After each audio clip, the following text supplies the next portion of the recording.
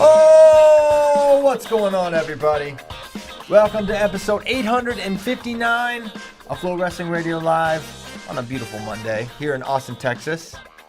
We're joined by JD Rader. He's pointing at the TV, which says the name of the show, in case you're only watching the video without audio. Good job, JD. I got JD, I got Ben Askren here, and we've got another weekend full of wrestling to discuss. And it's so funny, I was talking, Bray and I were actually chatting yesterday at church. He's like, this is what makes the D1 season so fun, is like the weekly narrative and changes. It's like Jesse Mendez, amazing performance. Iowa State, unbelievable. And it's like this season is just, the sport is, it's a very fickle friend, and things change. And Fickle friend. The undulations, as I like to say, are always coming. All kinds of big words this morning. You woke up, you read the dictionary, drank your coffee, and you ready to rumble. I read it. I made it to the F's, that's a considerable amount.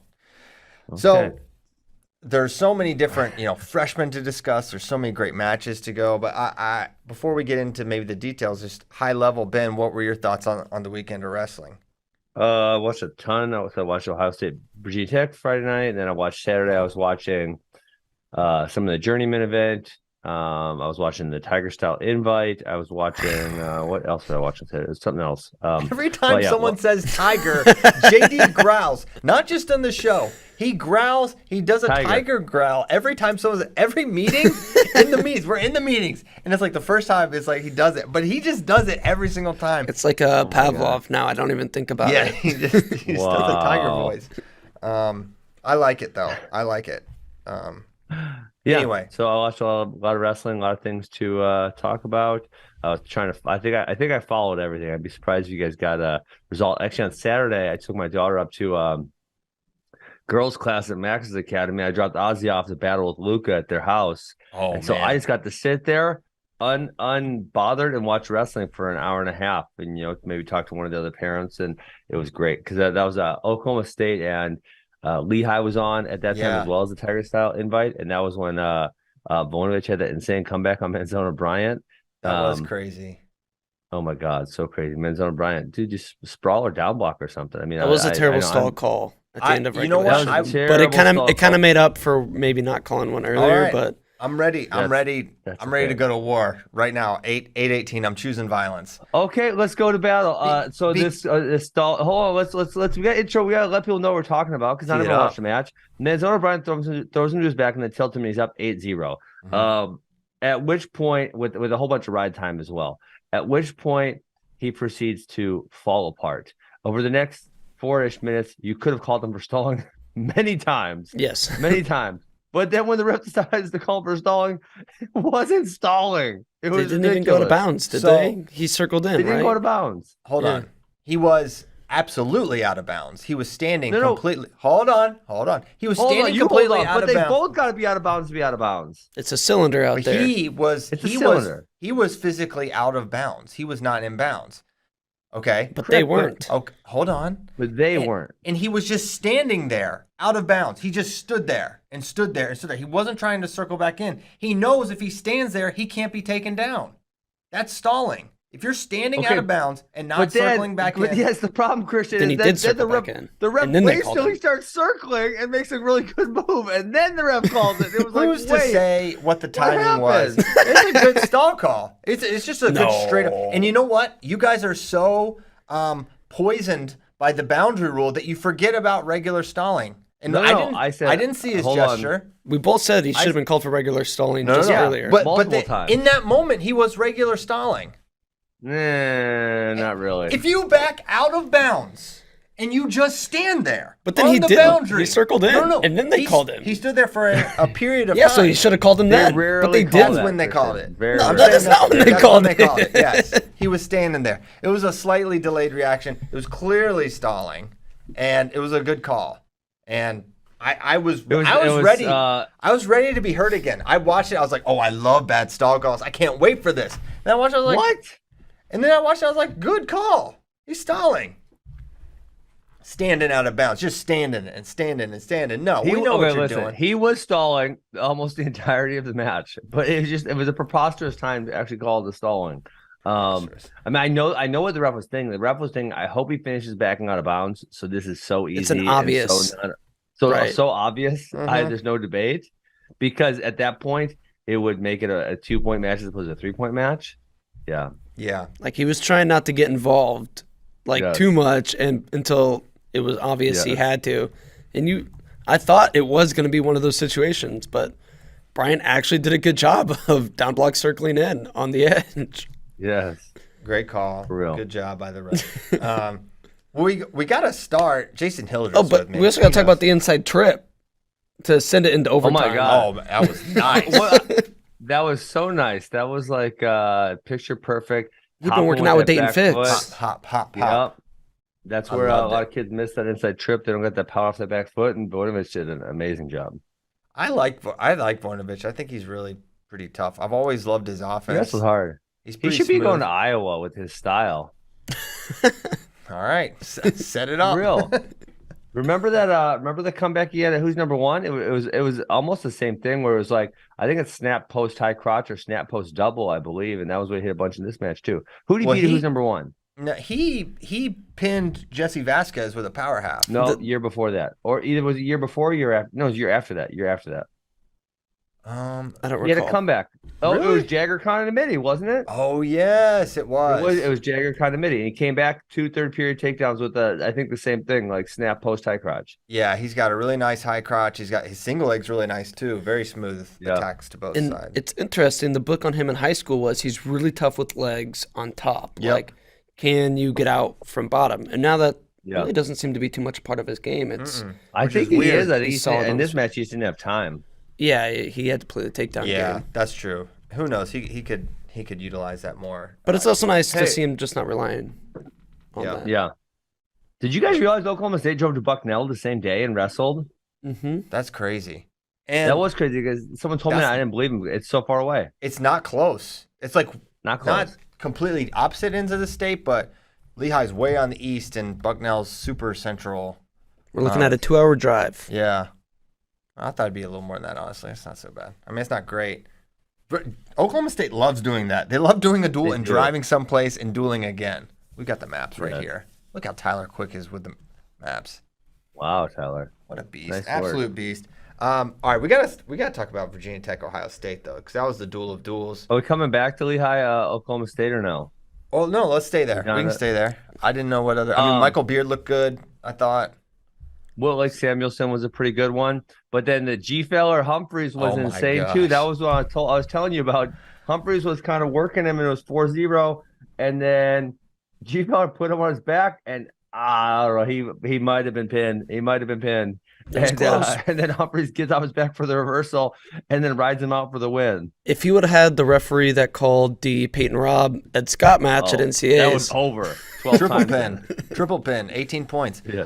My thought on that was after he catches him on his back, if he had stayed on the one side and just held it, he could have just held him on his back the rest of the match. But he wanted the pin, so he's transitioned to the he came headlock. parallel Yup, and then switched over to the and headlock. lost the head.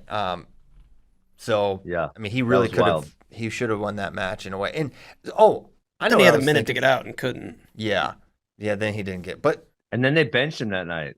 They didn't wrestle him against Bucknell. I guess I didn't notice that. I didn't watch the Bucknell duel. That's So- a good result. I didn't watch either. then the other thing, is the match is the lineup for Oklahoma State, because obviously G's certified at 49, but he wrestled at 57 here. Voinovich looks pretty tough. My personal opinion, I'm sure Oklahoma State won't do this, but it seems like you could go with that lineup. Go with That's probably their I best think duel so, lineup. Voinovich, G, and Sheets, because I think Sheets at 65, Sheets at 57 is not much of a difference. And for Oklahoma State, this is another thing Bray and I were talking about at church. We actually do participate in church. This is the periods of time between services. You guys are We're- busted. I'm telling the pastor. This was in the halls. But for Oklahoma State, like the lineup could help them win a lot of dual meets. And if you have to throw out their 65 alternatives are just not like Wyatt Sheets and G and Victor Voyners. So if you go with those three, they're going to be in so many dual meets, and those holes like that can just be so gutting. Well, hey, is this an audacious take that Vonovich might actually be the better 49 pounder than G Feller? It seems certainly questionable. It's definitely up in the air. It's definitely up in the air. Voinovich is pretty freaking good, and Yeah, a full year in the lineup for him. Think about what that can. And that's another thing. It's almost an investment into Victor, who long term, G, is gone after this year. yeah. Give Victor a year in that lineup. Let G go at 57. Mhm. Let him go out fat and happy. And like at 57, who knows how he'll do? Now I'm sure. But did you convince him under the pretense that, hey, you can come back and be an All-American? And does he say, I have a better chance at that? John Smith could convince him to do anything. Yeah, John would just be like, True. You're 57 now, and this. Yeah, no one's that signing happens. up for Wake. You can beat Josh Humphreys. You're right there. You can beat these guys. He's probably not in great shape. Who knows what kind of offseason he even had. He's definitely not. John Smith said as such. Yeah, so he can get a little better as the year goes. So I think they should stick with this lineup personally. I agree. We'll see if they do, but I don't know what their alternatives will But be. yeah, are you really gonna try to bump Voinovich out of the lineup? That'd be so dumb, I think. Yeah, agreed. I mean, the other thing is Carter Young, which he lost to the Bucknell kid, who I don't really know that guy, so not a great loss for him. Darren Miller. I know a little bit about. Let me look him up while you talk. Okay. Yeah. So I mean, and I'm assuming Voinovich can't make 41. Although John Smith does love making guys cut a lot of weight. It happens. So last year Miller was 16-5. He beat Ryan Anderson, Connor McGonigal, who we just watched against. Okay. Solid win. Yeah, solid guys. Trying to find some other. Lost 2-1 to Quinn Kinner. Yeah, he's a solid wrestler. For Carter Young, you're expecting him to win that match. Yeah. So, not sure what to expect from him this year. Maybe similar to last year, a little bit of improvement, but maybe not a ton. Any other Oklahoma State Lehigh thoughts? That would be it for me. 8-2 for Oklahoma State against Lehigh. I would have not predicted that. I just figured Lehigh would be, pick up a couple more wins along the way. Yeah, I mean, obviously 25 was an overtime match. Yes. That was a really close one. And then Manzona lost in overtime as well after being up 8-0. So, and then the Plot Logan one was actually, I think Logan got the first takedown and was winning a decent section of the match. So, Plot loves giving up the first takedown, though. Mm-hmm. What'd you say? Plot loves giving up the first takedown. Yeah. Okay. So, Whitlick looked good at 84. Yeah, Whitlick looked. He's not big, but adequately sized at 184. I can see why he's. This is a new era in Oklahoma State wrestling. They got G at 57. Yeah. Whitlick up at 84. Thick boys. yeah. Okay, maybe we'll rewind back to Friday evening, Ohio State, Virginia Tech. Let's do it. Because I think the upset of the year right now is Caleb Henson over Sammy Sasso in that match. That was just not on the radar. What did we have for picks for that? 4.5? Upset of the year. Of course, the year is. Can we currently- talk You said about I was this? giving an Can we awful lot of talk about respect. These picks? We've got to talk about these picks. Oh, Keith got there, didn't win a match. He actually got one. He Which switched. one? He switched Katka during the show, so he got one. He got one right in this duel. He got them all wrong. Oh my god, I was dying laughing the I whole think time. maybe people didn't understand the assignment super well because as a whole, the public went 1-13, with Peyton Hall being the What? only one. Stop. Go to the picks sheet, Ben. It's open. Like they did so bad. They got one right. But they also God. picked every favorite to cover. They did kind of the Keith Gothard. So you're thinking Method. they didn't understand what the odds lines, The betting were, is what you're lines. But saying? the odds Yeah. were definitively on the pick'em contest. They were on there.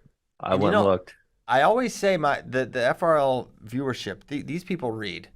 They read, and I'm a little disappointed you didn't do better than This that. is a sign, though, that I probably need to do Well- some adjusting on the lines if dogs are winning. Yeah, you're a little too charitable towards the favorites, I would say. But that was one where it's I mean, I don't know. I kind of disagree a little bit because like the Sasso one, like that was the right line. It was 2.5 just Henson is was right. an upset. And same You Lewis. actually said I I feel was like maybe Lewis, giving too much respect. to Maybe. Henson. I feel like Lewis is the right line right there. We all got it wrong, but I think that's the right one. Like, and then the Ohio State winning, like I scoffed at that line. I scoffed it. I got it. I had it. Remember, it was You were trying to bump it up to 8, 9, or 8 or 9 points. because it was 8-2 as far as favorites, and I thought it was going to go 7-3, and so where it eventually went was 6-4, and that was what made it. If they beat Bryce the line. wrestles, they win this duel. That's crazy to think about. They win it. Yeah, and certainly both teams probably think they left some out there. It's a classic. The loss that feels like a win and the win that feels like a loss although I don't know if Virginia Tech actually feels that way, but public perception wise, it's like, man, Virginia Tech outperformed here, obviously. Yeah, I think Virginia Tech's got to feel good, and I don't think that Ohio State can feel good about this one. Yeah, so I spoke with. Well, why don't we talk? Can we talk about the match? Talk about Henson? Yeah, let's go. And we got to preface this by saying that Virginia Tech won the toss and wanted to start at 149. That is very notable. Smart move. Super notable. Smart guys in Blacksburg. It tell worked. you what, it was smart. Everyone knows, or if you don't know, no one's probably cutting more, has a tougher cut than Sammy Sasso on Ohio State. And they said, let's throw our lunatic true freshman at him right away and see what he can do. And then right away, if you had said, okay, you just gave me a few data points about this match, but don't tell me what happens. It's like, all right, Caleb Henson's going to come out, and he's just going to attack and attack and attack. I'd be like, okay, he's definitely going to lose this match. And he shoots in probably the first 5 seconds, gets in, stalemate, really doesn't get in danger at any point, and he's just super well prepared or was just ready for the couple positions. And, Ben, you've been sort of critical of Sammy for only having a couple different scrambles out of his counter, but man, very limited, yes. It's still very, very effective, and you would figure against a true freshman he would be able to get it, and he wasn't able to really. Well, I mean, even Sammy, but in overtime, he jams that knee to the head, and I think he just rushed it just a tiny bit because it was so close to cradling him in overtime also. But the crazy thing is, that's where Sasso's good, and that's where Henson beat him. That's where he beat him, and yeah. Well, that's where Sasso has to be. I mean, you guys know he's there all the time. Mm-hmm. Yeah. So first hour weigh-in for Sammy, and right at an hour he wrestled. He was winning, and then you saw the wheels starting to come off. He looked so tired. You could tell he was exhausted. He was slow getting back to center, and you're like, okay, he can do it. And then the final scramble in regulation, it looked he was in some trouble there, Henson, and somehow was able to find his way. Because the head was going to the outside, and he'd find a way to get it inside and inside. Then he ends up coming out the back door after really, you could have seen a stalemate at some point in that. And I love that the refs let it go. Hey, your slack's showing there, Tyler. And I love that the refs let it go. Your slack showing, that sounds funny. Because oftentimes you'll see a stalemate and they'll let him restart, but they let him keep going, and Henson gets a takedown. And then another thing I thought was very savvy from Caleb is you think, okay, I got it to overtime. This guy's, he's feeling it really bad. Let me go out and shoot. He really was he was calculated. He was calculated there and showed a maturity that you wouldn't expect from a true freshman in that spot. Because I was like, this is a classic. He's going to dive in on an errant shot and give up a go behind or a counter here. But he took his time with it and picked his spot and got the score.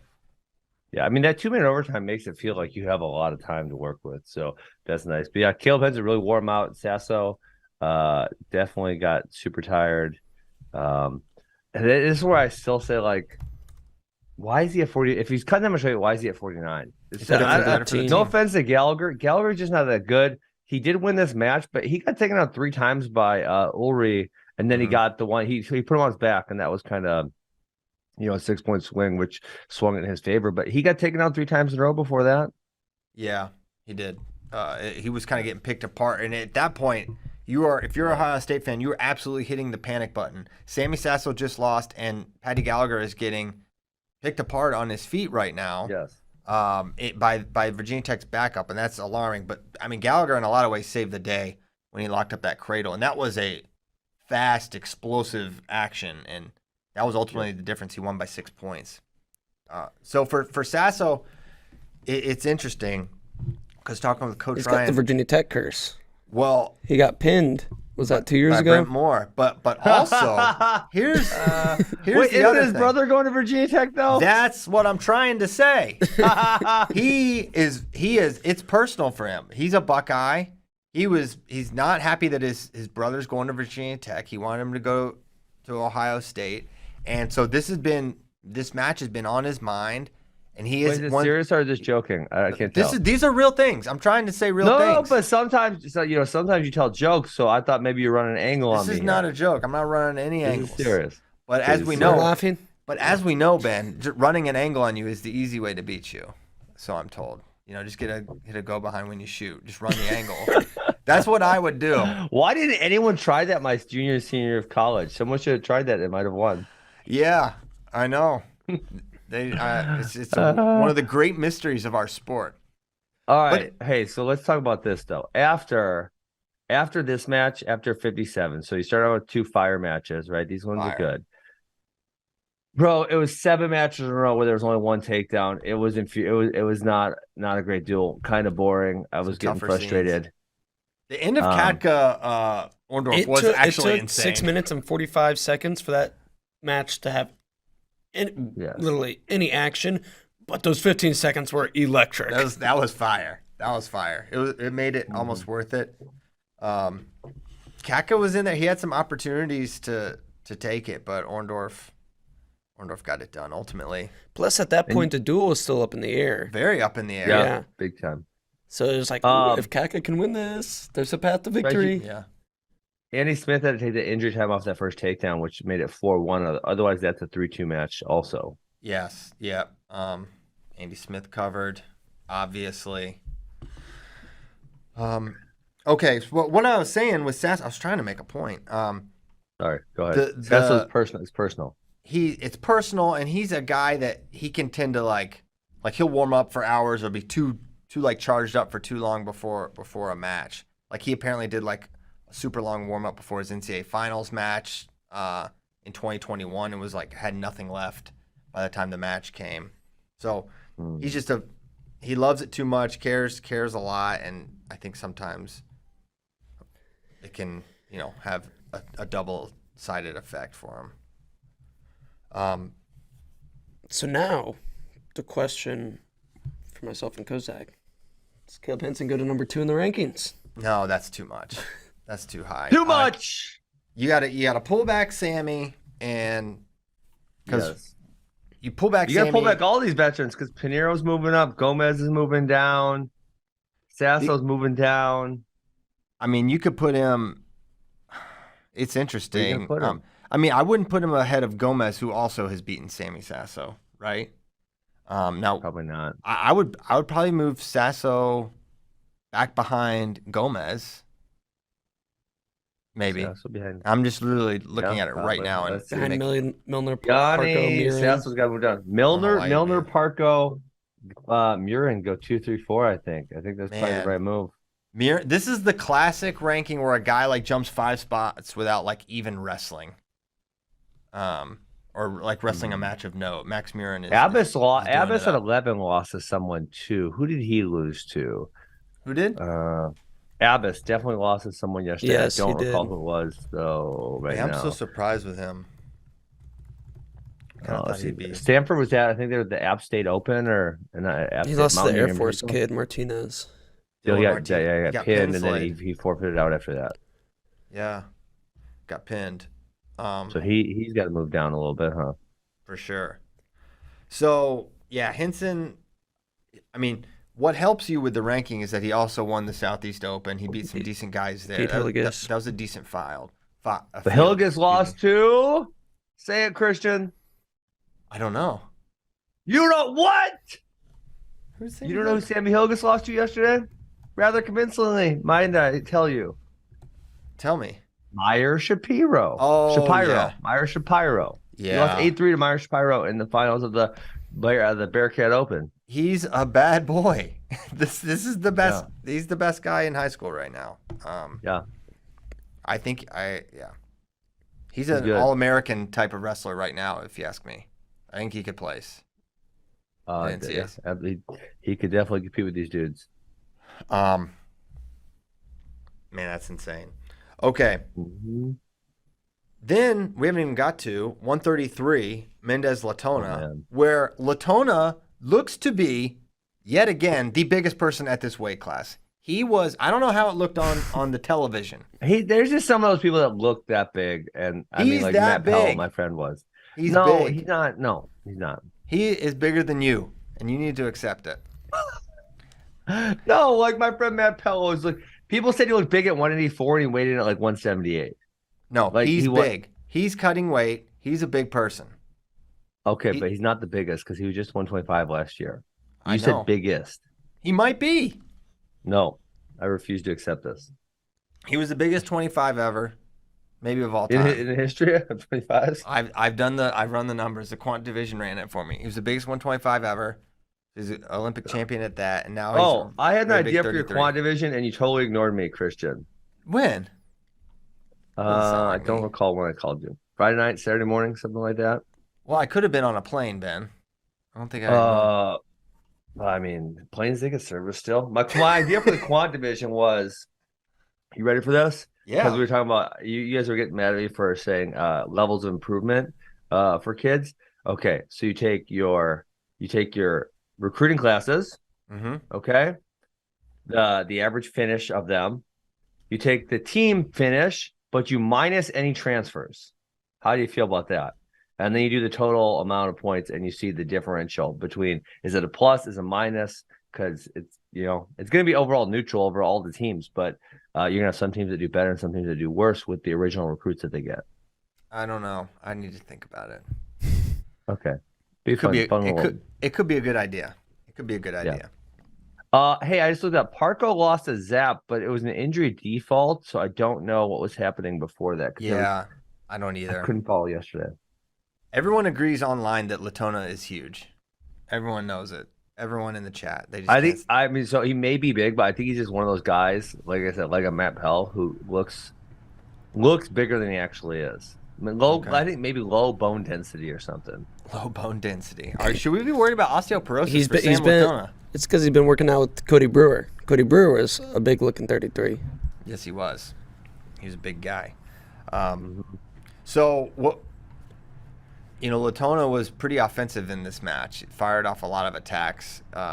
Jesse didn't have a ton of opportunities to score. There were a few sort of re-attack, underhook situations that looked like he was close, but really Latona looked great. This is one of those where, I mean, I noticed it just watching it, so I got to say, and I wasn't even watching from a scouting perspective, because sometimes I watch things from just like an entertainment perspective, sometimes I'm like scouting, and I wasn't even watching this from like thinking like, how do I beat this guy perspective? Mm-hmm. But one of the things I did notice was every down block go behind, Mendez runs left, and then when they get up, he tries like punching through them, Yes. And so we were just talking about that before the show, is with these freshmen, once there starts to be a whole bunch of film on them, they become more predictable, and it's easier for people to wrestle them. So like Mendez, he needs to develop something else there, because otherwise everyone's going to be saying, when you shoot and you miss, turn this way and then lean forward as he tries to punch through you. You know what I'm saying? Like, Yeah. It's every single time he was trying to do the same thing. It didn't work on Latona at all, but you just saw it happen over and over again, and to the point where it became very predictable. Yeah, for sure he'll have adjustments to make. The one theme from Coach Ryan: no level of concern for Jesse, no level of concern for Sammy. They remain high, and it's funny just how the season goes. Jesse beats Bird last week. Latona loses to F&M, and then boom, 1 week later, you have a pretty. Yes, I looked at Pat Phillips. Pat Phillips, he had one loss at the Bearcat Open. That was to Ethan Fernandez, and I don't know much about Ethan Fernandez. I don't either. So they either took third or second, one of the two. But I thought Latona looked really good in this match, and it was, he had extra time to recover because I think he's big. So that was good performance there by Latona. And then Tom Crook beats Nick Bouzakis. He didn't just beat him; he majored him. He beat him bad. Beat him down. He beat him bad. There was one. It was when Bouzakis tried to finish really big, like had him up in the air above his shoulder and tried to finish and couldn't. And like he tried back arching out of that single leg, was a back arching seatbelt position. It was he definitely tried to like throw it over. It was really silly. And then he didn't get it, and at that moment, like, you saw the break, in my opinion. Like, there was a change in like body language and emotion after that, and that's when Crook felt it too, because that's when he started pouring it on. Yeah, and Crook. That was one where I'd say if Buzakis didn't wrestle 133 at the Michigan State Open, I would say he had a terrible weight cut and gassed out hard. But I got no excuses for him because he wrestled 133 the week before. Yeah, the interesting thing is both these guys are from Tampa. They grew up wrestling together. I think Coach Roby said he's probably lost to Nick Buzakis like so many times in his career. And then Crook comes out, and really he and Henson have been some of the bigger stories for this season. And man, he made Buzakis look like a 33-pounder for sure. Crook looked fantastic. He's obviously the real deal. How good he'll ultimately finish remains to be seen, but. It was an electric back and forth first period. It really was. It was a fun match because they both definitely were letting it fly. And Buzakis, even still, for all the, he lost, but he is one of those guys with his power and sort of his hips. Like, he almost put Crook on his back. I think it was in the second period, and Crook was able to roll out of it. It was like a reversal situation where Crook probably a lot of times Buzakis puts guys away there, but Crook was able to recover easily and continue to look really made good. me look silly with my Monday morning headline. It did. It did. But that's okay. But yeah, got to met Tom Crook's dad, Dave. Nice guy. Nice to meet you, Dave Crook. He's a listener of the show, so definitely appreciate that. And yeah, great duel. And they start, Virginia Tech, not only do they make Ohio State's biggest weight cutter or wrestle first, but then the smallest guy wrestles last for Ohio State with Buzakis. So pretty interesting dual meet there. And as Ben mentioned, there was a kind of a lull there in action, but plenty to talk about. Any other thoughts on Ohio State versus Virginia Tech? I got none. A few of those younger guys, Virginia Tech, look great. It'll be interesting to see if they can continue that path. Yeah, I mean, despite the lull, it started off fun and ended kind of fun. So I guess that sometimes that makes you forget about the middle portion. So the recency and primacy. Ben, are you all worried about Sasso moving forward? Or yeah, hell yeah. Tom Ryan is overly optimistic. I don't know if you recall this, Christian, but you did an interview with him, maybe NWCA clinic or sometime this summer. Yeah. And he's just so positive about all his guys, and it's like you hear him talking and he's almost a little bit of a salesman also, and it's like, oh my God, everyone from Ohio State's going to win nationals this year. Right. And then, they come out and pretty much everyone is probably where I would have expected them. There's no one that's made like, oh my God, that's a huge jump. Like even like a Karchla loses in wrestle-offs and then only beats Connor Brady 3-1. Like that's kind of what I would expect. I wouldn't even expect them to lose a wrestle-off. So they're kind of the same team that I thought they were going to be. It'd be interesting to see if Mendez, like I said, I think to me, looks a little bit predictable. Be interesting to see if other people start picking up on that or if he's able to make those changes. Sasso has got to get, I think it's his weight because, he does like to wrestle. Maybe it is what you said about the emotional thing, Christian, but yeah, that might be a thing, the weight for him all year. You know who I'm most concerned about is actually Carson. I just, he didn't look great. His offense, I'm not sure where it is, but you look at his redshirt year. I know it was a little while ago, but he was just scoring way more points. And I know there's some familiarity. Connor Brady is no slouch for sure. But well, think about the exact same thing I just said, though, Christian, about like Mendez and becoming predictable. Karchla, even from the beginning of last year, as the year moved on, he wants to go boom and then boom every single time. 1 and 2, and I think in the beginning, if you don't know him, it's like, oh, that's what he does. He was 16-0 his redshirt year, to your point, with 56% bonus. He pinned Bernie Truax that year. Oh my goodness gracious! Yeah, so I think that's it. Though, is just when you become more and more familiar to other people, it does become easier to wrestle. And if you're not if you're not continuing to develop yourself, that's where it can be really limiting. And even Sasso, to the point I made about Sasso, really not having a multitude of scrambles to go to and really, trying to force the same one, kind of same point. Yeah, I mean, it's like for me with Carson, I know he had that he has that awesome dump to the shrug Yep. thing he can hit, and he's hit it on really good guys, but he hit like consistent high crotches and like I always loved his leg attacks more than anything. And I feel like he's gotten away from that more than I expected. Like, this is a guy that beat Mekhi Lewis in freestyle, primarily off leg attacks of his own. Yeah. Primarily, I think even a high crotch. So this is one of the tougher guys to take down in the country. Like, he wasn't dumping Mekhi, I don't think. I'm like, that's true. I have to go back and rewatch that match. That was at the Club Cup you guys did, right? Yep. Yeah, I guess the other thing to say there, Christian, would be that maybe somehow his knee injury affected his mobility. I don't know, because now you're saying that, I think you're right. But yeah, we haven't seen that really in the last, say, 2 seasons. Yeah, I'm kind of like Coach Ryan, not concerned about Sammy at all. I think he's gonna be just fine. Romero looked good. Anyway, so that's that duel. We probably have more to get to. Yeah, just a nice high crotch he takes down Mekhi with. Cracks him down. Anyway, we got a lot more to get to. Long way to go, short time to get there. Let's talk. Penn State had their season debut against Lock Haven. Pretty much saw their entire starting lineup. Pretty much. That's going to be their starting lineup this year. And we had, I think, a couple of things. One, Gary Steen's not probably going to be they're going to feel that Robbie Howard loss all year, I feel. Yep. But apart from that, I thought they looked good. I thought Shane Van Ness was pretty impressive in his, very offensive, a lot of scores. Facundo, same thing. Those freshmen, about as good a debut as you can. There's always the caveat of, okay, it's not the best competition at this point, but you did what you should probably do against those opponents. Yeah.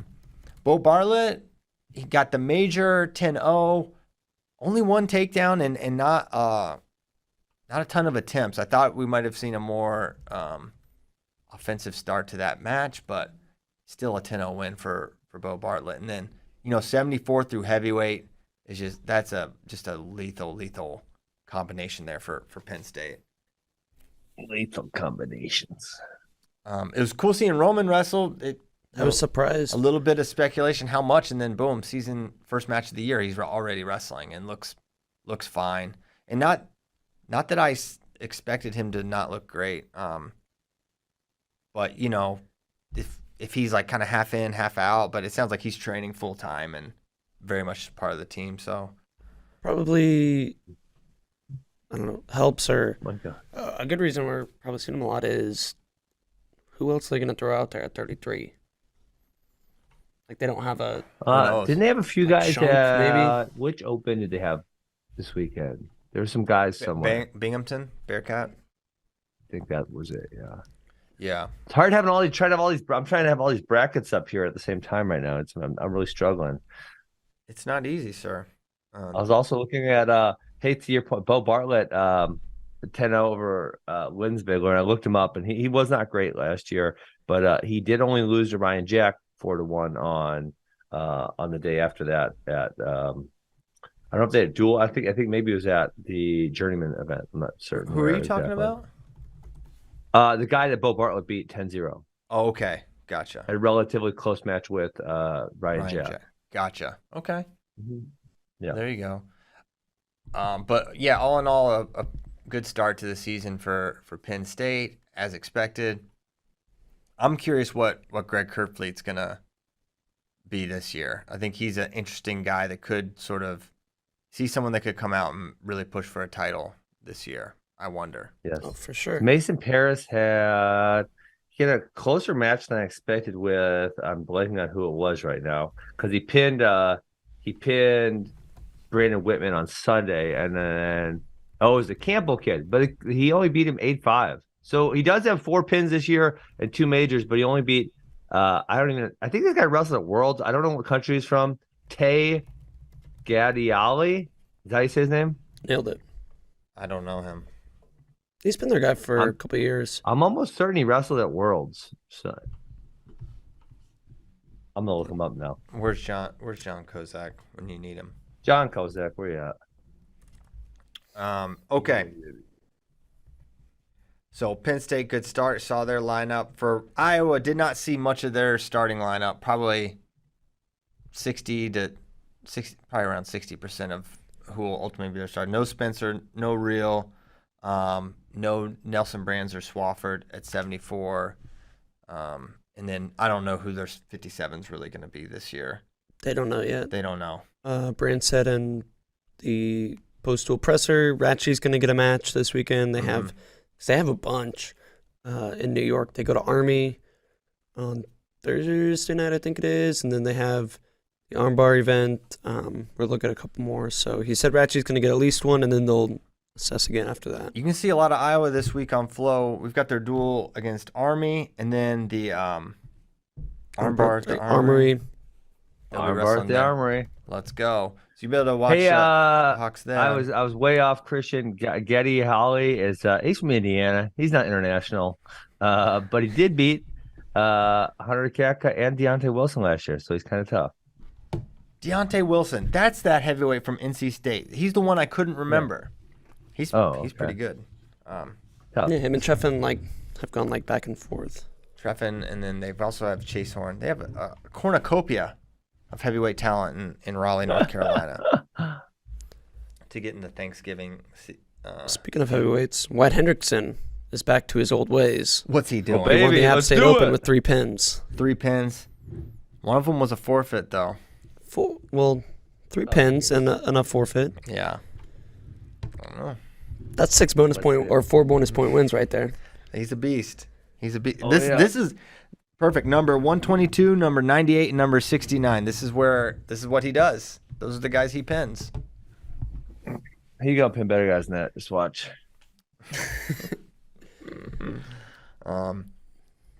Okay. Let's see. On Veterans Weekend, he did it for the vets. He did. What a beast. Let's go. Hey, let's go Tiger Style invite, baby. How about it? See, he did it again. He's just going to do it every time. It is the Pavlovian response with him. Tiger Style, baby. You have in the doc Jackson Smith over Braun Angle and then lost to Truex. I don't know if that's probably the most surprising. Unfortunately, Mako lost. I was going to say, your boy, to Ruth. Ed Ruth, too. Ed Ruth, too, I looked him up on WrestleStat, though. First of all, he's been in college for quite a while without ever starting on the lineup. And number 2, he's pretty damn tough when you look at his WrestleStat. Yeah. He's good. Yes. That was one of the best performances I've seen him have. He's always been great with the underhooks, but he looked really powerful. I came away with that not concerned about Mako, more so than I was like, man, Ed may be more of a contender than we're realized or giving him credit for. I thought he really impressed me that tournament. I don't know. He must have been redshirting in the transfer, but he had a few NCAA qualifier wins the year before that. And then the year before that, he beat Jake Logan, who we were talking about. He was wrestled Plot Tough. He had a loss against Foca, 10-7, who, he's tough. So I guess maybe he was a red shirt that year and a few other losses, but he's pretty scrappy. Yeah, he is. He's definitely scrappy. Someone to keep an eye on. And we've been mentioning 174. You got the 2 big dogs, then you got Labriola. Then it's man, 4 through 8. Who's it going to be? And yeah, I don't know. That's certainly a weight you want to be with a talent like Edmund Ruth. We'll see what he can do. Yes. Other notable results from there: Mahler beats Demas in a very boring match. Very boring. Right, escape and right out. Neither one wanted to shoot. Just brutal. They were in one sequence where it was really funny because did you watch the whole match? Yes. Unfortunately, can't get that. Where Mahler picked him up in the fireman's carry, and then Demas hooked the leg, the other leg, the free leg, hooked through his legs. Did you see this? Yeah, that was weird. And then he just sat there. I thought very easily he could have cartwheeled and then caught him on his back or something. But I don't know. I thought he should have sent it. Yeah, in hindsight, for sure. Yeah. Jackson Smith, I think, is going to be for sure. I mean, 197 is already so good. and deep, and I think he is absolutely one of those guys. He was up 3-2 against Truax in the third, and then Bernie got it going. Bernie was just missing on his leg attacks earlier in the match, and then he was finally like getting some connections. He was like right there, and then he gets two to take that match as he was favored to do. But Jackson Smith, he pins Bronigal. He's looked really good. Obviously, we saw what he did at UWW. Mm-hmm. Terps had a good showing. Miller, Cal Miller won. Not the deepest bracket at 41, but still. Yeah, I guess what's his name was sick. Hart. I guess Hart was really sick all weekend. That's why he didn't wrestle. Gotcha. Of note, Demas did cover the 2.5 point line. Yes. Seltzer wrestled Bird really tough. So maybe that's one where Bird he kind of hammered Connor Brown in the final, but Seltzer wrestled him 3-1, and I want to say it was a third period takedown for the freshman. Mm-hmm. Or against the freshman. Yeah, that'll be interesting. What? Yeah, the line was 2.5 for Mahler that you mentioned. We may as well talk about the pick'em results. Ben won the week by 1, making us tied at 12-7 currently. I told you we're restarting with the public. Public is terrible. No, the terrible. I know you can do better. I know some of you are out there can do better. You know what we should do? We should let one fan a week do it. And if you perform well, forever. Yeah, if you perform well, you get to stay in. Or like you have to like beat one of us or tie one of us, and then you can stay in and you can run it and be the guy for that many weeks as long as you can last. But Keith Gothard at 3-11. Unless you're paying an homage to the band, you just got to be out. This is just terrible. You didn't even think. You just said, give me all the favorites. You didn't even give it its due. It's interesting. If he would have done the exact opposite, he would have been sitting okay. Yeah. Give me all the underdog. Yeah, you weren't even lazy in the right direction, Keith. But shout out to Apollo Gothard, got his first win at the Tiger Style Invite. For all we pick on Keith, we do love him deep. So 88% of people picked Sasso to cover. Wow. Oh, wait. Hey, did that PJ Duke match happen? What happened? Someone said, let's talk about the PJ Duke All-Star match. I don't know what happened. Tell me what happened. I didn't watch it. I just saw the result, but he beat Lockett. Wow. That's a big win. PJ's, he's a savage. He's freaking good. Where's he going to go? Announce it right now, JD. Do you know? What? Penn State? Yeah, probably. I was thinking maybe I'm mixing him up with someone else. Did he commit? No. Yeah. That would be big news. That would be. I don't know who I'm thinking of. What other Tiger Style invitational stuff should we be discussing? Keegan O'Toole got a couple pins and a tech fall. And let's see. Mako 84 was all Tigers, so it was Hawks is back in the driver's seat. Yeah, Hawks first, Harmon second, and then Clayton took third. He beat Dylan Connell twice. Ooh, I know. Antonio Lorenzo's good. Oh yeah, he's pretty tough. That was unfortunate. His leg attacks are. He's pretty smooth. I don't know if he can place, but he's gonna be in a lot of matches with his neutral offense. Certain, I feel like is often in these sort of strange matches where he does good and then he gets picked apart. Like him and Drake Ayala, it's crazy. Oh, he actually lost a certain 2-1 at NCAAs last year. I didn't realize that. Lorenzo did. And then a very different match from their NCAA match a year ago. Mm-hmm. Man, we've gone this far and we haven't talked about Brian Soldano for Rutgers. This true freshman, he is the craziest guy stylistically in NCAA wrestling. I'll say it. I don't know anyone that wrestles more unorthodox, more maybe even fearless. He tech followed Anthony Montalvo, formerly of Oklahoma State, now Arizona State. And this turn he uses, Ben, you can describe it probably better than me, but it's not normal. It's a little bit like the snapper. I was going to say, James Fleming's snapper. I was going to say it's snapper adjacent. He always went over the top, and Soldano goes to the side. And that was why I was nervous that he's going to call for he's going to get called for stalling because the stupid side headlock rule is completely misapplied. No one actually does a side headlock anymore. They should probably just take that off the rule book, at least for a couple of years till it makes a comeback. He blocks her on the head and the arm, and he has a great feel for like pulling them over with one leg. And then he somehow manages to keep them on their back. It's sketchy, but it works. It is sketchy. We were talking before the show. He is absolutely gonna lose to somebody who is just not good. That for some reason this stuff just doesn't work against. Yeah. Yeah. It's gonna be one of those things. He's gonna beat a lot of guys, for sure, and then he's gonna have a match where you'll be like, "What the heck was that?" It's like, well, these things will happen when you Live by wrestle the sword, a style. die by the sword. His style is so insane. Like he tries this thing where like he's basically on his back. He's kind of sitting up into the guy. He's got the over under. It's like a weird elevator, but he tries it all the time. And but he's got freaky hips. His hips are crazy. Yeah. I have a great feel for it. He's got a interesting feel for the sport. I can't wait to watch him every match. I don't know. I have no idea what he's going to do. He's certainly a NCAA qualifier type of guy. What if he pins Aaron Brooks? We were talking about him. I jokingly said, "Watch it." It was like, "Watch out, Aaron Brooks." And then JD made the astute point. Well, JD can make his own points. I won't make it for him. It's going to be very, very hard to out fundamental Aaron Brooks. Does Soldano's style give him a better shot at beating Aaron Brooks than, say, a guy ranked, 10th that wrestles him straight forward? Like Abe Assad is probably better than Brian Soldano. Maybe not. Ooh, I'm not ready to make that. Yeah, I don't know. Okay. Yeah, I don't know. Let's see what Soldano does. He may not be, but just pretend. But like a Caleb Romero, a Marcus Coleman. Yeah.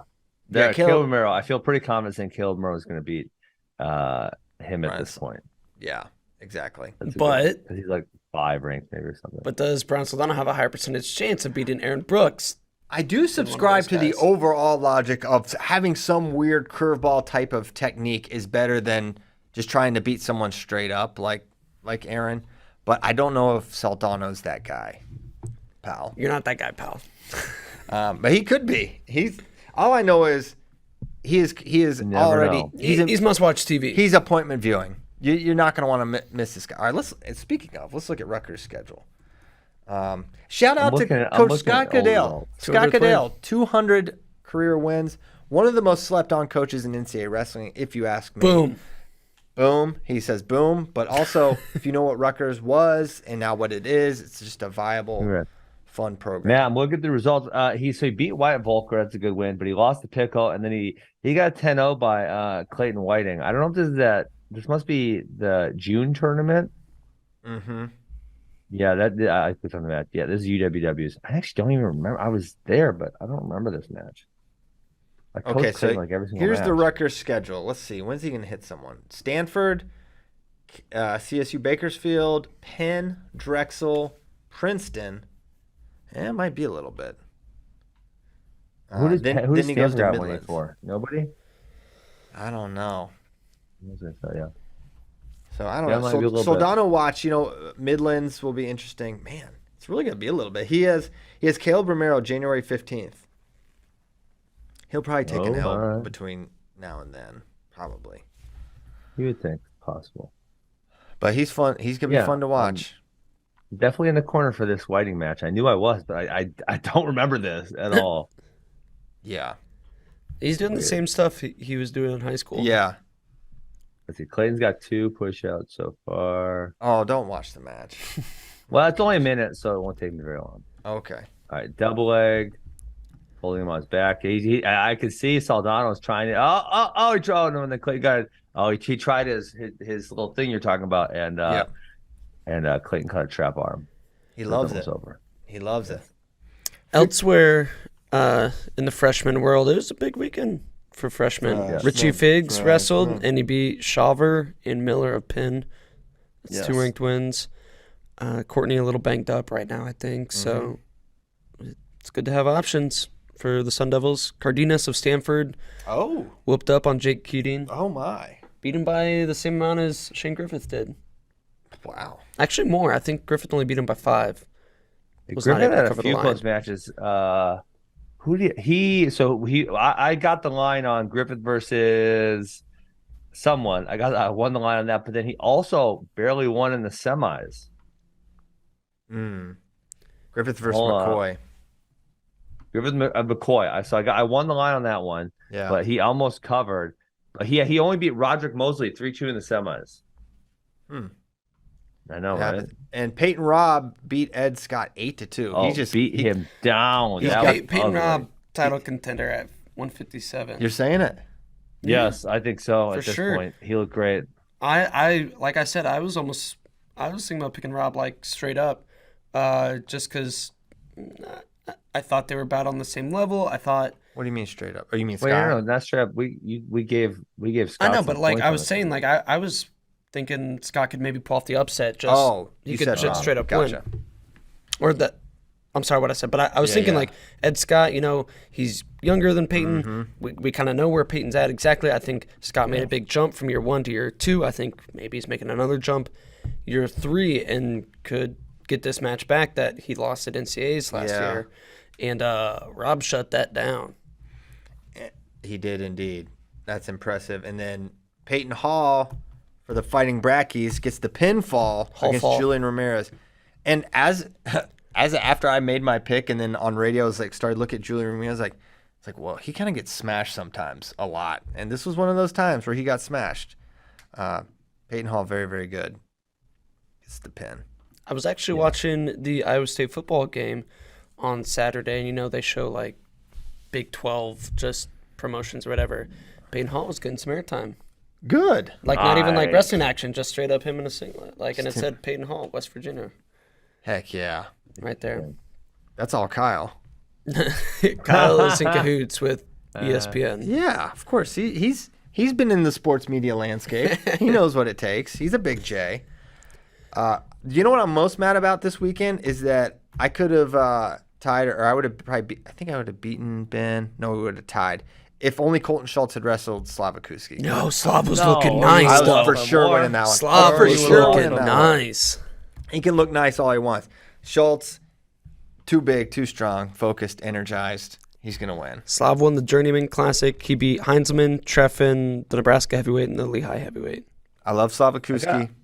Just not a great matchup. Hey, I'm getting live text on the show from Uncle Tony. Uncle Tony says, Let's go. PJ Duke does not where he's going to school, and Max Gallagher beats Mason Gibson. He did. I don't really know Max Gallagher all that much. I'll have to look him up. Shout out. Uncle Tony actually watched the fights with his son Saturday night. Oh, Rich? Rich. Shout out to Rich. Yeah, shout out to Uncle Tony. Saw you sitting Matt's side for the duels. Good job by young Tony. I don't know if they call him Tony Jr., Little Tony. Nephew Tony. I guess he's not the nephew.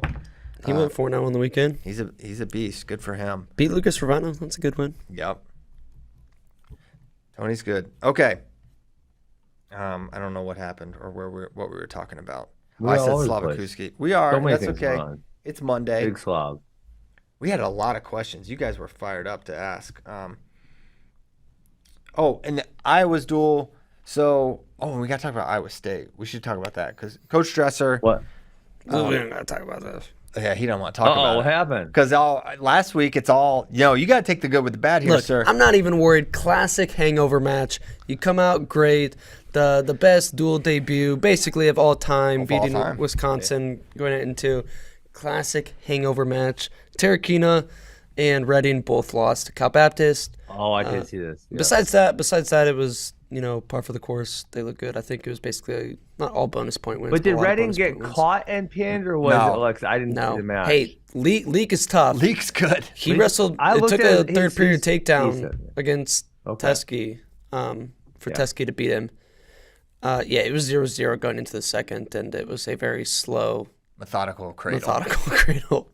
Yeah, it was nice. It's like leg in, cradle, just cross face, and then very, very methodical. Nice shot. He's good, obviously. But Dresser afterwards is like, he does this. Like, he doesn't care he's the best. He's like, these guys let their weight balloon up, and they didn't take it seriously, and that's what you saw. And these guys are different, hour weigh-in versus 6, 8. He was like giving like they had 8 hours to recover for Wisconsin, and this was 1 hour, and you saw the results there of them letting their weight get out of control. Yep. And Dressler's done this in the past too. He said lifestyle thing. This is an everyday thing. You can't just show up to Wisconsin meets.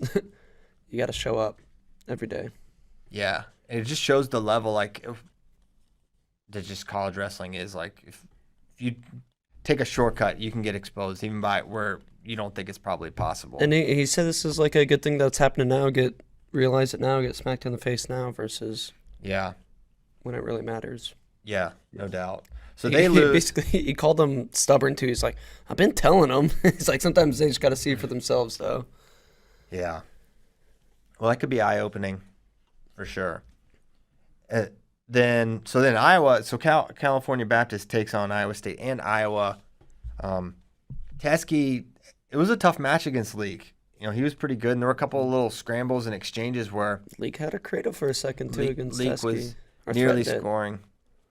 But ultimately, Teskey able to get the win in his Iowa debut, where he looks to be the guy. He won the wrestle off. Schriever, I forgot, but JD reminded me he actually still has his red shirt because they pulled his red shirt last year to wrestle Wild, right? Chris Cannon. So he can still redshirt. And he got the Corona year too. Right. Mm-hmm. Yeah. Right. So he still got a year, or which it appears to use because he competed unattached at the Luther Open. Mm-hmm. Mm-hmm. But otherwise, Iowa looks good against California Baptist. I'm trying to say California Baptist. They apparently don't like when you say Cal Baptist. So I'm going to try to say. What if you shorten both? Cal Bap? Cal Bap or California B, as CBAP? Bray calls it. California B. That's California's just a lot of syllables. Why do we need to say all them syllables? I know. You know what? Cal Baptist. We can say what we want. Yeah. People call me Big Tex. I don't stop them. Yeah, they do. They do. Who has time to say JD? Exactly. All right. Do we want to go to some questions here? Yeah, we can do that. questions. We got a couple. I mean, let's make sure there's nothing else I really wanted to talk about. Well, we can get to it. Okay. This is an important question. Just how many Mattins are there? There's no way to know for sure. I don't know. That is a great question. I don't know. We will have our grandchildren, and there will still be a Mattin taking the mat at between 133 and 165 for Michigan. It's just this one's big. This must be a cousin or something. When in doubt, throw a Matin out there. They're gonna be solid. They're gonna scrap hard. There are no pushovers that are Mattins. So yeah, we don't know, Jack Rubelman. We'll try to find out, but I don't know if it's possible. Our guy Tyler might know how many Mattins there are, but because he was on the team. Not even he knows. There is no way to know for sure. Honestly, Tyler's the least likely person to know. Correct. Because the amount of things he doesn't know is limitless. Okay. There are definitely Mattins that didn't overlap with him that he has no idea exists. Mm-hmm. Mm-hmm. Michigan's kind of down this year. I mean, they really only have 3 guys, I think, that could push for really high placings. Is that fair? Luan, Cam Amin, and Paris. I think that's a result of being so good prior to this, Team 100. And now look, their next 2 classes are massive. So I think that's just a byproduct of a little valley here in between. That's why I kind of wonder why you don't redshirt Mason, but yeah. He's got he's already going to have 5 years in college, so maybe he just doesn't want to do a 6th. Yeah, I don't blame him. Yeah, smoke him if you got him. There you go. Well said. Just meaning like don't redshirt just because you can. Like if you're healthy and feel like you can win, go. And Medley took another L against North Carolina. Yeah. Shane. Bro. I mean, it looks like McHenry might be the guy there. Medley's Shane's really going to have to dig his heels in on this take. He's going to get so dug in here. It's going to be so funny. All right, from Ike Trottier. First off, I seen Roadhouse is on Netflix. Have to think FRL had something to do with it. Absolutely, we did. But in your book, Ben, you said you wanted to stray away from the funky nickname. What did you want to go by? I didn't have anything I wanted to go by. I just And I'm glad someone pushed me on that because it turned out fine. I just thought it was such a wrestling specific reference that people wouldn't understand it, or they'd ask, why do you have that nickname? Which, I mean, that did happen a whole bunch, right? Yeah, so that was it. I didn't have anything specific in mind. Okay. Yeah. Yeah. But you have to have a nickname in MMA, I guess, right? You kind of do. It's weird. What's Bo Nickal's nickname? I don't think he has one, actually. So not everyone does. But it does seem that almost everyone does. It's really strange. Yeah, I think I was just trying to go with no nickname because I didn't think there's anything that fit, and I figured if there was something that did, I would pick it up, and that was it. Gotcha. I don't think Bo Nickel has a nickname, though. I think you're right. Yeah. Speaking of Bo Nickel, The Allen Assassin. Oh no, Come on, bro! How long did he even live in Allen? just stop. Oh, too funny. Yeah. I mean, I know he went to Allen, but like he's in Wyoming and New Mexico. But anyway, yeah, maybe Allen Assassin. If you have, I mean, if they make you have. Paul Young's in the chat says Bo was tweeting about possible nicknames. Hasn't settled on one yet. Okay, yeah, don't settle. Don't do Allen Assassin. Because one, Larry Holmes is the Easton Assassin. That's the assassin. He's from Easton. So many people use assassin in fighting. Oh, really? And you baby-faced assassin, silent assassin. There's so many assassins. Stolen Valor. None alliterated though. None alliterated. There's got to be someone else that using And as a wrestler, Asian assassin. As a wrestler, you have to use alliteration. You have to use alliteration to even have a tournament. Correct. Larry Steele says albino Bo. I don't think that one's gonna be it. He hasn't settled on one though. Okay. Oh, I had a question. Oh, what are your updated opinions on Shane Van Ness and Facundo's chances at All-American this year after that meet? Sam Cooper asked this question. He's a huge Penn State fan, by the way. No change at this point. I mean, they did what I would have expected them to do against their opponents. I think Van Ness can definitely place this year. I think it's going to be tougher for Facundo, but he looked good. I mean, Shane so Van I found Ness some versus alliteration Penn. nicknames. We got the African Assassin, that was Sujoku. Alaskan Assassin, that was Sam Hoger. Oh, yeah. We got some good assassin alliteration. Yeah.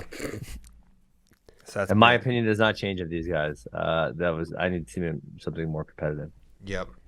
I'm high on Van Ness, though. I mean, he looked healthy and strong. Yes. I'm more bullish on him right now at 49 than Facundo.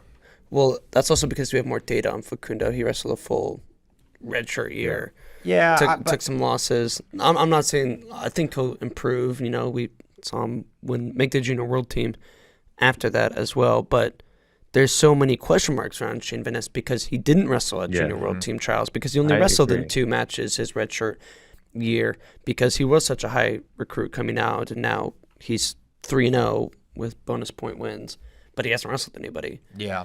What would you set a line at for Henson versus Shane Van Ness right now with the information, with the data we have on Shane Van Ness? That's a great question, because 2 years ago you would absolutely leaned Van Ness, and probably even maybe a week ago you probably would have leaned Van Ness. And 149 outside of Yanni is kind of falling apart, at least early. Yeah. At least early. Gomez loses, Sasso loses, and you thought these were 2 guys that were like almost a tier above the next, above your Mirans and your Parkos and your Milners. And now it's like... Yeah, I mean, 3 years ago, I would have said... 3 years ago, I would have said Van Ness was, I mean, the sky's the limit. And then he didn't really wrestle the last 2 years. So it's kind of made you, I don't want to say maybe forget about him a little bit, or just kind of like it's not on top of mind. Because don't get me wrong, he broke something his senior year of high school. So he didn't wrestle really at all, right? Tibia. Yeah, so he didn't wrestle much. So we haven't seen him really wrestle for 3 years. So I think he just kind of fell off a little bit. We don't think about him. Yeah, I would probably... You can't do it based on the data, but just my opinion is I think Van Ness is probably the favorite in that match. He'd probably be my pick. That's crazy that you'd pick him against a guy who just beat Sasso. And I'm not saying you're wrong, because that's why I asked the question. It's very much a discussion, but it's just crazy to say that. Yeah. I mean, I pick him to beat Brent Moore, too. You know, like, he beats Hazel. Yeah.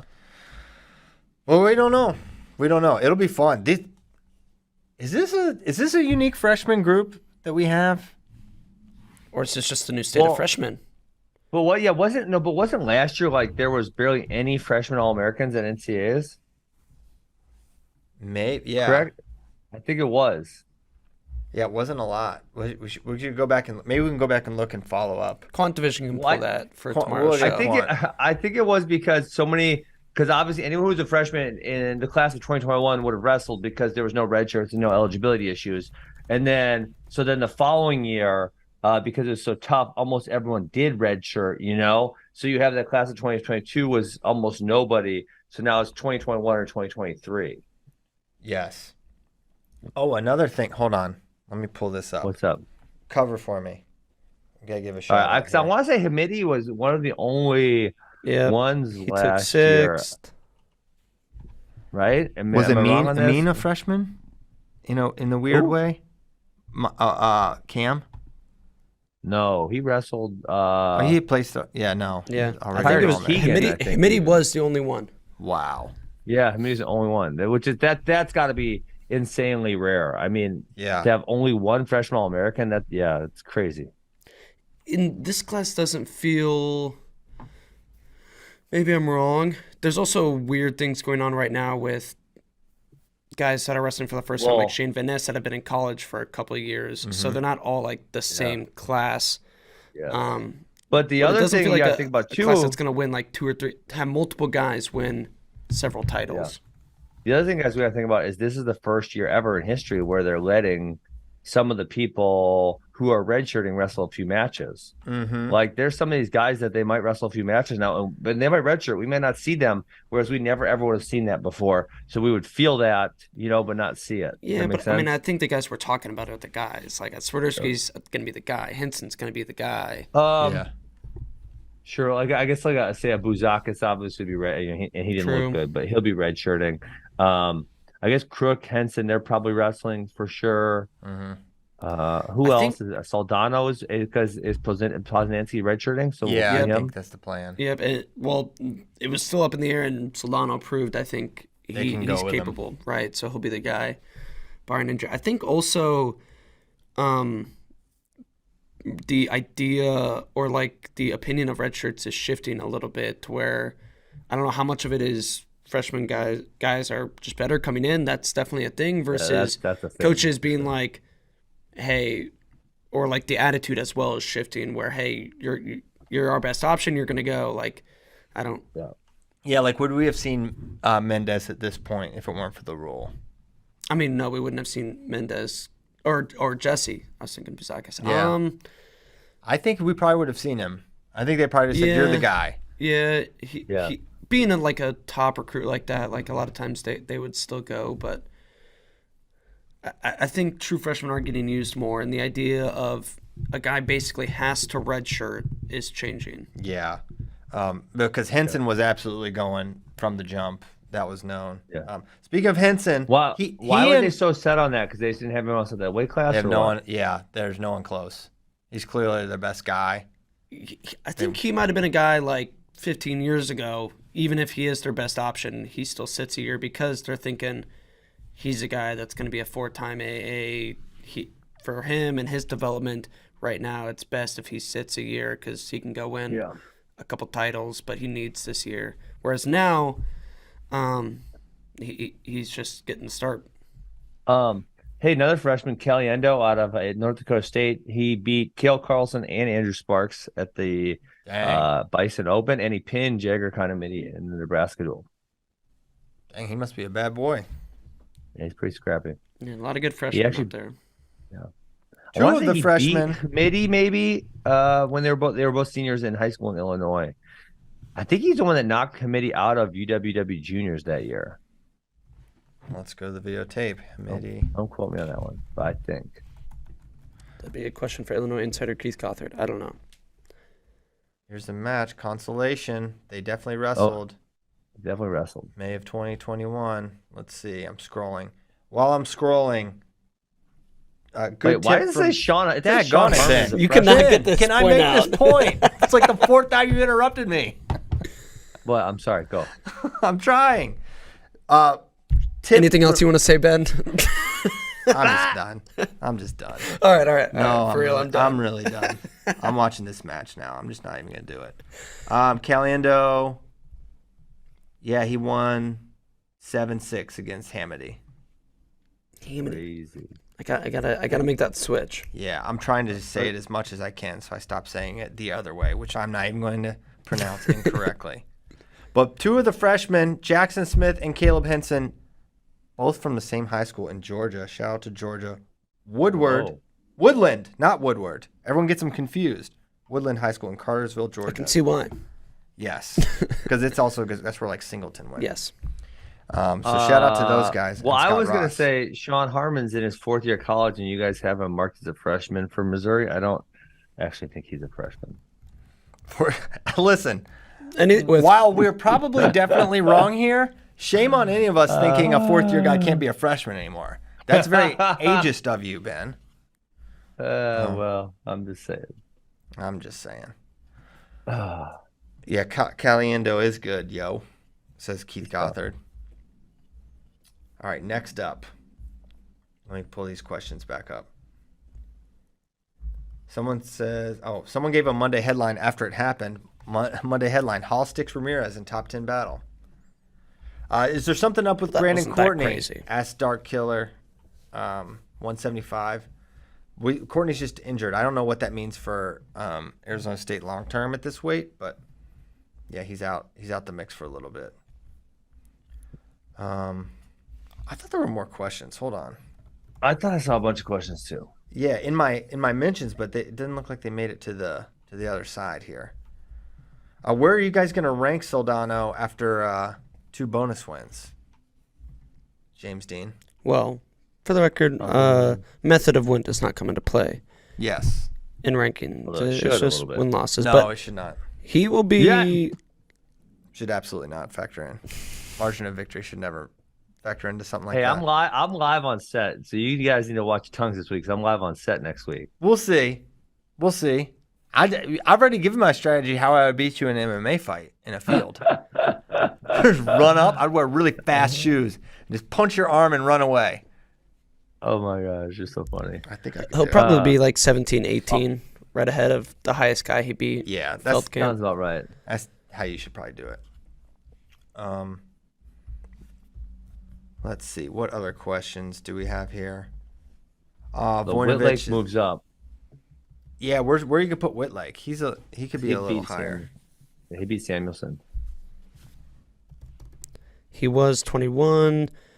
Yeah, now you can put him. Samuelson Behind was 13th. Yeah, I just put him right in front of Tate. That'd be a good spot. From Dark Killer 175, IMO Facundo is around a 12-ish guy until he wrestles some of the top guys. My opinion won't change. 149 outside of Yanni is going to be fun. This young crop of 49-pounders, been very impressed. Van Ness, Henson, Johnson could all make some serious noise. Yeah. 49 is crazy with these. It was kind of an interesting weight as is, and then these 3 freshmen, 2 of them were, I did not think that Pinheiro and Henson would have this kind of impact already. And then agreed. Van Ness, you're wondering, is he going to be healthy? So pretty exciting. We're talking about how crazy this is, and we took out Ridge Lovett, Yeah. Ooh, who won the Cowboy Open this He won the weekend. Cowboy Open. Does Ben's experience dealing with adversity on the mat guide his approach to losses in crypto this guy's a douche. speculation? I can't believe you're asking this question. Is Ben doubling down? This is or Ben, I didn't put this in the doc for you. Christian I went and found need this one to in buy his some more mentions. Bitcoin. FTX is not Bitcoin, people. This guy was. That's big. He That's was- big. That's big. Big He news. was a very terrible person. He did some very nasty things, and people in the legacy media and venture capitalists were backing the hell out of this dude. I mean, this is a guy who was on Fortune magazine twice. He was on stage with Bill Clinton and people like that. And oh my God, he couldn't have been a bigger scammer. Really? I don't know Oh anything my about God. it. Yeah. I just know it. So I just know it fell essentially, off the map. he created 2 companies, and they created this wrong with that? nonsense token, which a lot of tokens are nonsense. And and then he lent the token to his other company, and then that company would use the token to take out loans, like at the tune of $1 billion. And there was long story. And of course, those tokens are actually worth nothing. Therefore, they're crap. Yeah, I feel like I've seen that movie somewhere else. Well, and then CZ Binance made a run on the token, which crashed it, and then it led to it crashed fast. Oh, big explosion. Okay. Yes. Now this week's pretty wild because you got Iowa and Penn State both wrestling again. Couple big, and really this is kind of like one long week because on Tuesday we're like a week away from the All-Star Classic, JD. Monday's going to be a crazy show because we're treat going it as the same week. Well, it's like kind of like one connected sort of thing. Monday's going to be crazy because we're going to have weekend recap plus preview show.